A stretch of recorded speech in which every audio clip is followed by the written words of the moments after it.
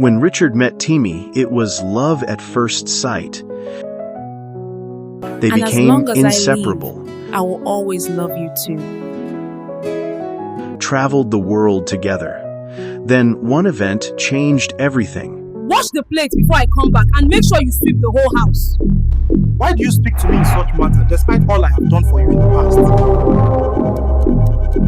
Is that all you have to say to me, Richard? You can't be serious, Timmy. Where are you coming from?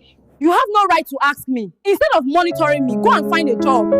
Find out in this exciting tale of love and betrayal. There are men who seem to be born with fortune smiling upon them, and Richard was one of them. At just 24, he had built a life that many older men envied. Not through luck alone, but through hard work, discipline, and the kind of vision that made people twice his age pause and listen when he spoke. In the bustling city of Lagos, where dreams were either broken or made, Richard stood as proof that focus could actually open doors. He had a good job with a multinational company, one that paid well enough for him to buy his own car, a modest but respectable Toyota Corolla, and even a 2-bedroom house on the outskirts of Ikeja. To his neighbors, he was the epitome of success at a young age. Mothers pointed him out to their sons as an example. Fathers wished their daughters could bring home a man like him. But for Richard, all this was only the beginning. He believed life held more, and he was determined to reach higher. But even golden boys have empty corners in their lives. For Richard, it was love. Yes, he had friends. Men who respected him and women who adored him, but none had captured his heart in a way that made him dream of forever. He wanted more than beauty. He wanted depth, a connection. Someone who would see him not just as the young, successful man, but as Richard, the boy who still laughed at silly jokes and loved quietly watching sunsets. It was during one of his visits to his alma mater, the University of Lagos, that fate introduced him to Timmy. She was standing near the Faculty of Arts building, her books clutched to her chest, her face marked with a mixture of intelligence and innocence. She wasn't the type who stood out in a crowd, yet there was something about her that pulled Richard's attention. He would later say it wasn't her beauty that struck him, though she was beautiful in a calm, unassuming way. It was her aura, her simplicity, her laughter that rang without pretense. Their first conversation was ordinary, about the weather and the stress of campus life, but Richard left that day thinking of her smile. Over time, he began to visit her more, buying her small meals, helping her with assignments, and sometimes just sitting with her under the shade of trees. It wasn't long before he discovered she was struggling financially. Her father had passed away when she was in secondary school, and her mother, a petty trader, could barely afford her school fees. Timmy survived mostly on the kindness of friends and the occasional support from distant relatives. Richard, the man who could afford comfort, felt something stir in him. He couldn't stand to see her struggle. Against the advice of his friends, who warned him that such girls often turned ungrateful, Richard began to support her. He paid her tuition, bought her books, and even ensured she had enough allowance to live decently. "Richard, you're spoiling that girl," his closest friend, Kunle, would say. "These campus girls, once you lift them, they forget who held the ladder. Don't let her drain you." But Richard would smile and shake his head. "Not everyone is ungrateful, Kunle. Timmy is different." His friends laughed at his naivety, but Richard didn't mind. He believed in her. He believed in what they shared. Slowly, his visits became less about duty and more about desire. He looked forward to her laughter, her teasing, the way she called his name softly as though it was a melody. And though Timmy never explicitly asked for anything, her gratitude and warmth were enough reward for Richard. Years passed, and Richard's investment in her was not just financial but emotional. On her birthday, during her final year, he decided to take a bold step. He invited her to dinner at a quiet restaurant, one of those cozy places tucked away in Surulere, and after the meal, when she least expected it, he went down on one knee and asked her to marry him. The look on her face, surprise, joy, disbelief, was etched in Richard's memory forever. Tears filled her eyes as she whispered a trembling, "Yes." It was the happiest moment of Richard's life. For him, it was not just about love, it was about victory. He had chosen well, invested well, and the future looked brighter than ever. Their wedding was simple, but elegant. Friends teased that Richard had married too early, but he didn't care. He had what he wanted: a beautiful wife, a home, and a life ahead that promised even more success. And Richard was not just a husband, he was a caring, doting one. He spoiled Timmy in ways that made her friends envious. When she began her NYSC service year, he surprised her with a car, a modest Honda Civic. It was the talk of her camp. "Your husband is treating you like a queen," her friends gushed. And indeed, he was. But life, as it often does not keep its cards open forever. Fortune has a way of testing men, of shaking the tables they think are too sturdy to fall. And for Richard, that test came sooner than he expected. It began quietly. Whispers of restructuring at his company, subtle signs that the multinational was cutting costs and downsizing. At first, Richard wasn't worried. He was competent, dependable, and had never given his bosses a reason to doubt him. But competence doesn't always protect you in the corporate world. One Friday afternoon, he was called into his manager's office, handed a polite letter, and told that his position had been dissolved due to organizational restructuring. That evening, Richard sat alone in his car, staring at the letter. He wasn't just jobless, he was blindsided. The house, the car, the lifestyle, everything had been built on the stability of that job. He drove home slowly, his mind heavy, wondering how to tell Timmy, how to face his friends who once called him the Golden Boy. And so began the first crack in the perfect picture. The day Richard lost his job was the day he realized how quickly life could turn on a man.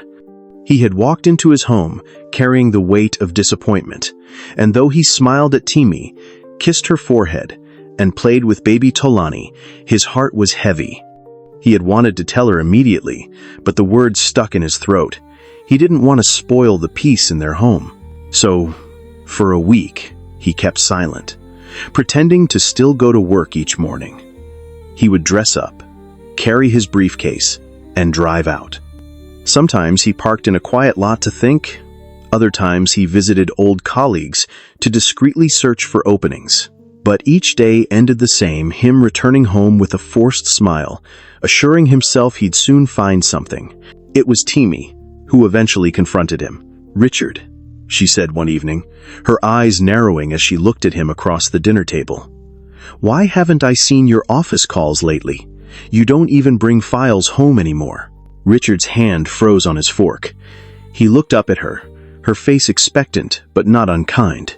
With a sigh, he set the fork down. I lost my job, Timmy. They're restructuring." For a moment, silence hung in the air. Timmy blinked, processing his words. Then, to Richard's relief, she reached for his hand. "We'll be fine," she said softly.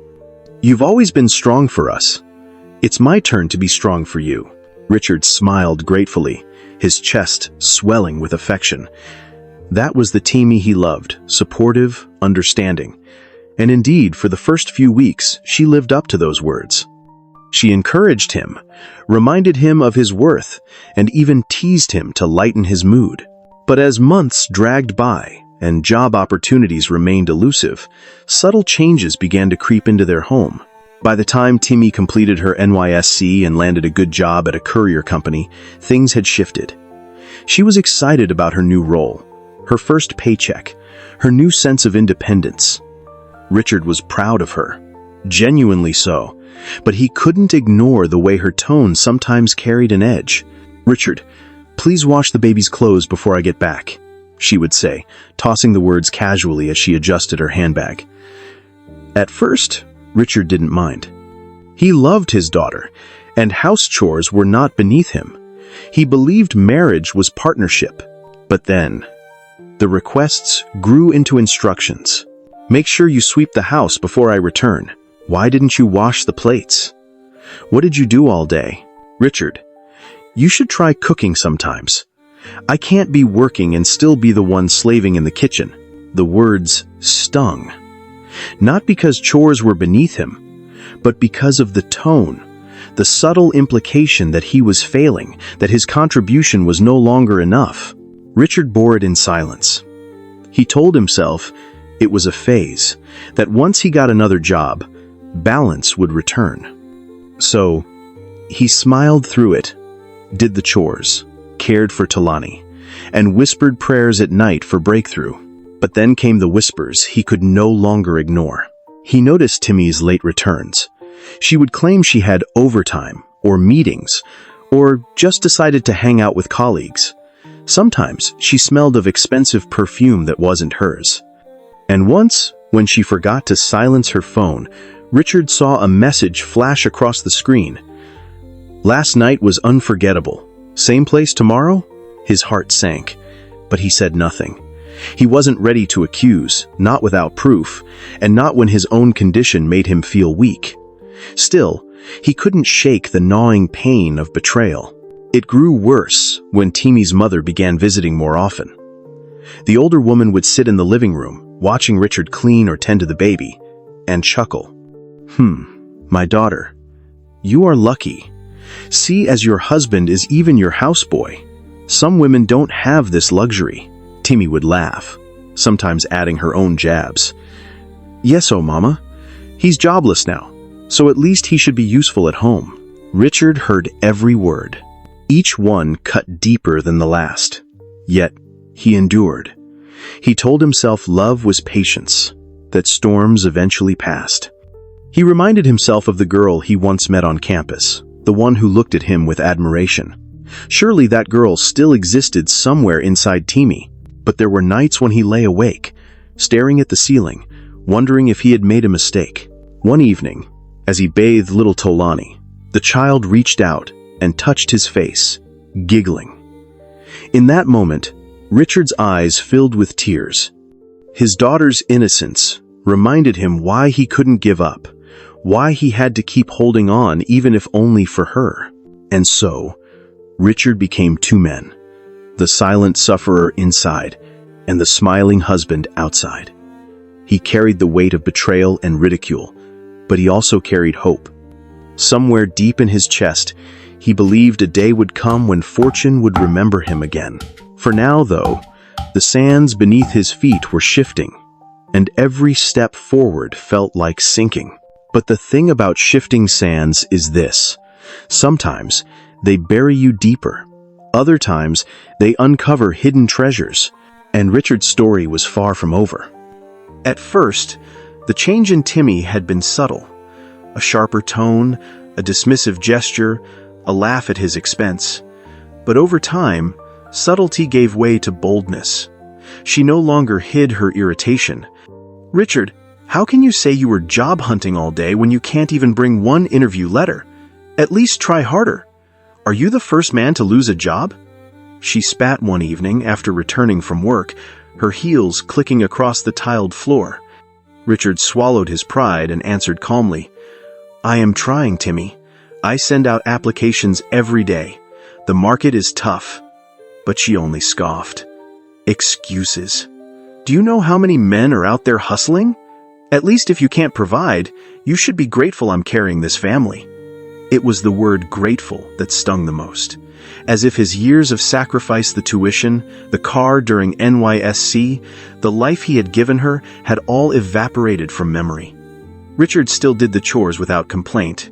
He bathed Talani, fed her, cleaned the house, cooked meals, and sometimes even ironed Teeny's office clothes. Neighbors began to notice. Some admired him. Ah, that Richard is a humble man, a true husband. But others laughed behind his back. So all his big boy life has ended in washing plates.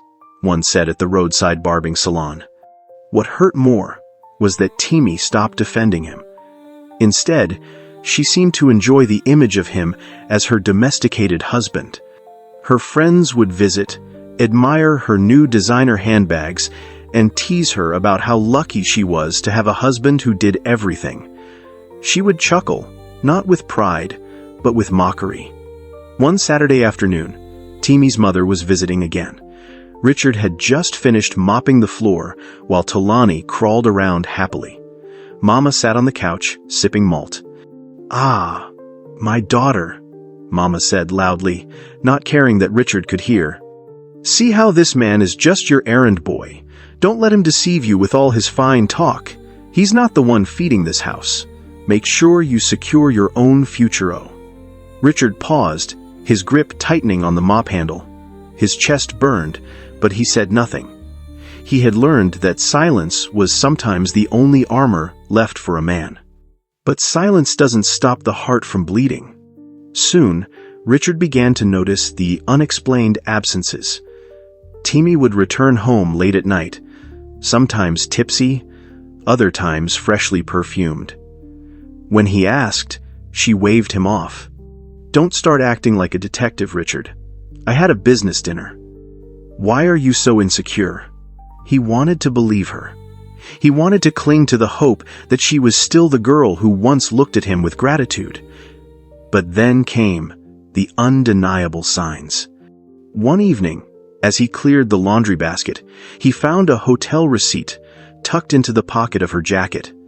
The date matched the night she claimed to be at a work retreat. Richard stared at the paper until his vision blurred. His hands trembled as he folded it back into the pocket. He couldn't confront her, not yet. He was afraid of what her answer would confirm. Instead, he prayed. At night, when Timmy slept soundly beside him, he whispered desperate prayers into the darkness. "God, restore my home. Don't let me lose her. Don't let Talani grow up in a broken family." But it was hard to keep faith when the evidence mounted. One Sunday morning, Richard dressed up for church, carrying Talani in her little pink gown. Timmy emerged from the bedroom in ripped jeans and her makeup heavy. "You're not going to church?" Richard asked gently. She rolled her eyes. "I'm meeting a friend. You can go and pray for both of us." Richard nodded slowly, holding his daughter closer. He didn't argue. What was the point? But inside him, something was shifting. For the first time, he wasn't just sad, he was angry. Not the kind of anger that explodes, but the kind that simmers quietly, waiting for the right moment. And life, as if mocking him, had more blows to deliver.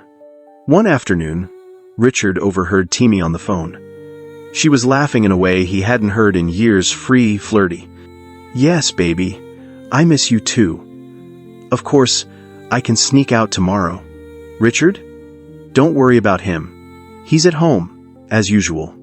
Richard froze in the kitchen doorway, every word a dagger.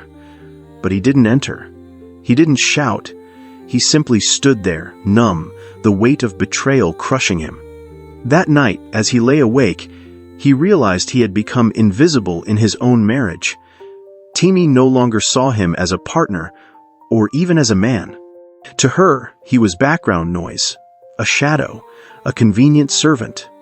Yet, despite it all, Richard's love for Talani anchored him. She was the one bright spot in his storm. When she called him Daddy, with her small, tender voice, it reminded him that his presence still mattered to someone. That was enough to keep him from walking away. But life has a strange way of rearranging the pieces when you least expect it. It started with a phone call. One ordinary Tuesday morning, Richard was in the kitchen feeding Talani pap when his old colleague, Ade, called. "Richard," Ade's voice buzzed with excitement, "where have you been hiding?" "Listen, I have good news. Our old company was just acquired by a larger multinational from the US. They're restructuring and expanding, and your name came up. In fact, the directors are specifically asking for you." Richard blinked in disbelief. Me? Yes, you! Aide chuckled. Apparently, they secured a 20-year government contract, massive logistics and supply. They believe you're the only one with the track record and integrity to deliver it. The HR director will call you officially. My brother, this is big. When the call ended, Richard sat frozen for a moment. Then, slowly, a smile spread across his face. His heart pounded. For years, he had prayed for a door to open. And now, heaven itself had swung the gates wide. Within a week, everything changed. The multinational offered him a managerial position, complete with a brand new Prado Jeep, an executive apartment on Victoria Island, and even a familiarization tour to their head office in Texas. When Richard drove into his old neighborhood with the black Prado, the entire street gathered in awe. Timmy stood at the doorway of their modest house, her eyes wide as she took in the gleaming SUV. "Richard!" she exclaimed, touching the bonnet as if it were a sacred object. "Oh my God, this is beautiful! You didn't even tell me! Congratulations, my love!" She wrapped her arms around him, her tone dripping with sweetness. The same woman who once sneered at him for being jobless was suddenly glowing with admiration, her words honey-coated. "I always knew you'd rise again," she cooed. "I told Mama you're a great man. See now? God has proven me right." But Richard wasn't fooled. He could see the desperation in her eyes, the sudden change of color. This wasn't love, it was survival. He had seen her true face too many times to mistake this performance for sincerity. He smiled faintly, peeled her arms off gently. The warmth she had expected was absent. For the first time, she realized that while Richard's fortunes had returned, her place in his heart had not. That night, she tried again cooking his favorite meal, setting the table like she used to in their early marriage. She laughed too loudly at his jokes, spoke gently, and even massaged his shoulders. But Richard responded with the quiet courtesy one might give a neighbor, not a wife. She understood that wealth could return, cars could be bought, houses rented, but trust once broken, was harder to rebuild. And while Richard's dawn was breaking, Timmy's night was just beginning. Her first blow came unexpectedly. One evening, she was leaving a hotel after meeting with one of her wealthy lovers, when suddenly, 2 hefty women and 3 thugs descended on her. The wife of the man she had been secretly dating had found out. The beating was merciless slaps, punches, and insults raining down on her as bystanders watched in shock. By the time the mob dispersed, Teeny was bruised, bleeding, and humiliated. She was rushed to the hospital, where she lay nursing her wounds. But her troubles didn't stop there. While still on the hospital bed, police officers stormed the ward. "Timmy Johnson?" one of them barked. "Yes?" she croaked weakly. "You are under arrest for conspiracy and negligence in the distribution of illicit substances through your logistics company. You are a supervisor, are you not?" Timmy's eyes widened in horror. She shook her head frantically. No, I didn't know. I swear I didn't know." But her protests fell on deaf ears. Handcuffs clicked onto her wrists. Even the nurses looked at her with pity. The once proud Timmy was reduced to a spectacle, dragged from her hospital bed like a criminal. News spread quickly. The same friends who once envied her began to whisper, shaking their heads. So, all that shakara has ended in disgrace. Richard heard the news too. At first he felt nothing but cold detachment. This was the same woman who had mocked him, turned him into an errand boy, laughed at him with her mother, and shared her body with other men. He told himself she had reaped what she sowed. But fate has a way of testing the heart. One evening, as he returned from work to his new Victoria Island apartment, he found Timmy's mother waiting at the gate. Her wrapper was tied loosely, her eyes swollen from crying. "Richard, my son, please," she begged, falling to her knees. "Help my daughter. She has made mistakes, but she is still your wife. Please, Don't let her rot in prison. Richard stood frozen, his Prado key still in his hand. In that moment, memories flooded back the laughter of a young Timmy on campus, the tears in her eyes when she said yes to his proposal, the daughter they shared. Later, when he visited Timmy in prison, she broke down completely. Her pride was gone, her beauty dulled by suffering. "Richard," she sobbed, gripping the bars. "I'm sorry. I don't deserve your forgiveness, but please, don't abandon me. I was blind. I didn't see the gift God gave me in you." Richard looked at her for a long time. Anger warred with compassion in his chest. She had crushed him, humiliated him, betrayed him. Yet here she was broken, helpless. And though love had faded, humanity remained. He sighed deeply. "Timmy, you have wounded me in ways you can never understand. But I cannot stand here and watch you perish. Not for me, not for Tolani." Tears streamed down her face as she whispered, "Thank you." It wasn't reconciliation, it wasn't the return of love. But it was mercy. Mercy that Richard extended, not because she deserved it, but because he himself had been lifted by mercy. In the end, Richard walked out of the prison gates with his head held high, not because he had won against his wife, but because he had won against bitterness. His dawn had come, and no shadow could cover it again.